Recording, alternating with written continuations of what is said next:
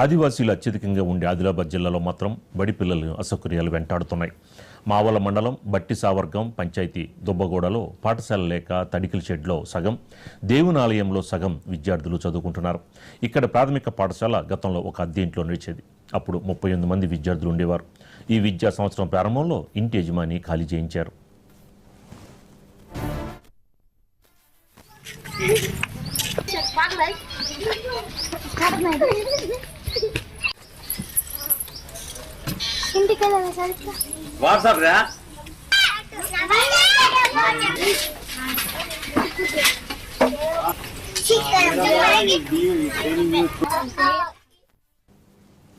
దీంతో ఎక్కడా అద్దె భవనాలు దొరకపోవడంతో విద్యార్థులు తల్లిదండ్రులే డబ్బులు వేసుకుని తడికలు రేకులతో షెడ్డును ఏర్పాటు చేశారు.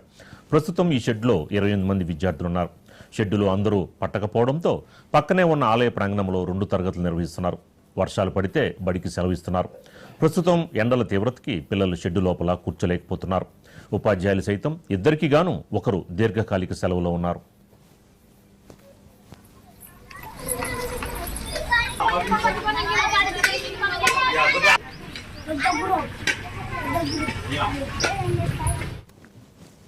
ఈ విషయం ముఖ్యమంత్రి దృష్టికి వెళ్లడంతో కనీస వస్తువులు లేని చోట తరగతులు నిర్వహించడంపై సీఎం రేవంత్ రెడ్డి ఆవేదన వ్యక్తం చేశారు.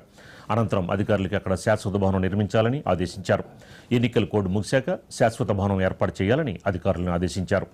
దీనిపై మనకి మరింత సమాచారం మా కరెస్పాండెంట్ శ్రీనివాస్ అందిస్తారు. శ్రీనివాస్, ఏంటి మొత్తానికి రేవంత్ రెడ్డి దృష్టి సారించినట్టు తెలుస్తోంది, ఏంటి దీనికి సంబంధించిన అప్డేట్స్ ఏంటి?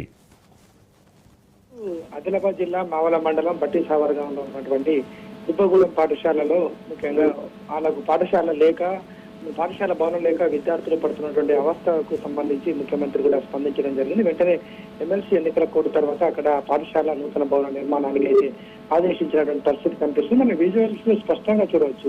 ముఖ్యంగా అక్కడ ఉన్నటువంటి విద్యార్థులు భవనం లేకపోవడంతో అక్కడ ఉన్నటువంటి గ్రామస్తులు అందరూ కలిసి అక్కడ ఒక దేవాలయం ఉంటుంది. ఆ దేవాలయానికి గోడకు ఆనుకొని వాళ్ళు తడకలతో కూడా ఒక చిన్నపాటి రూమ్ నిర్మించడం జరిగింది. ఆ రూమ్ లోనే విద్యార్థులు విద్యాబోధన చేసినటువంటి పరిస్థితి కనిపిస్తుంది. అయితే ఒక ప్రైవేట్ యజమాని వద్ద 2 రోజులు పాఠశాల భవనం ఉండేది. అయితే ఆ పాఠశాల భవన యజమాని వెంటనే ఖాళీ చేయడంతో ఎలాంటి పరిస్థితులలో పాఠశాల విద్యార్థులకు భవనం లేకపోవడంతో అక్కడ ఉన్నటువంటి గ్రామస్తులందరూ కలిసి తల చేయింత వేసుకొని తడకలతోటి కూడా అక్కడ ఉన్నటువంటి గుడి ఆవరణలోనే ఒక బడి అయితే నిర్మించినటువంటి సంఘటన చోటు చేసుకోవడం జరిగింది. అక్కడ ఉన్నటువంటి విద్యార్థులందరూ కూడా ఆ బడిలోనే వాళ్ళు గుడి 2 చెప్పుకోవచ్చు, సగం బడి సగం గుడి అనవచ్చు.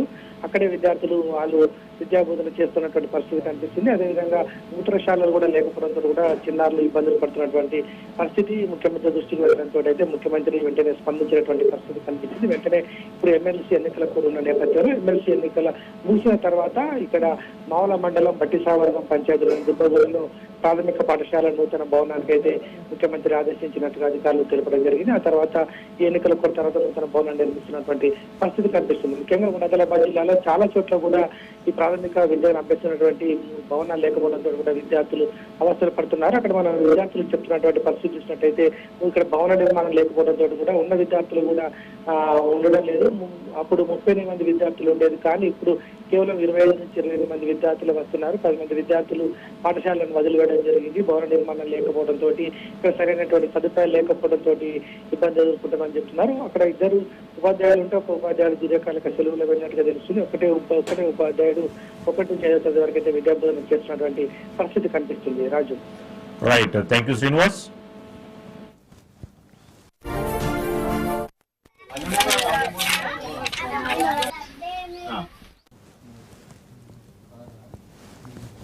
కళ్ళల్లో బడి కట్టుకొని కూకుంటున్నాము. ఒక్కొక్క క్లాస్ లా 5 మంది వస్తున్నారు. అందరూ ప్రైవేట్ బడిలోకి వెళ్ళిపోతున్నారు. ఓళ్ళు వస్తలేదు, తడికబడి ఉన్నదని. అయితే స్ట్రెంత్ బాగా తగ్గింది. మీరు దయచేసి మాకు పాఠశాల కట్టిస్తే అందరూ మా ఊర్లని చదువుకుంటా అని కోరుతున్నాను. బడి లేదు, మాకు నెట్టిల షెడ్ తోటి ఉంటున్నాము. సార్లు రోజు బడికి వస్తారు. మాకు దగ్గర కొడుతుంది. జాగసాలక హనుమాన్ మంది టెంపుల్ దగ్గర షెడ్ వేసుకొని కూర్చున్నాము. ఎండాకాలం మేము ఉడక వస్తుంది, ఆనకాలం మేము పాములు వస్తున్నాయి.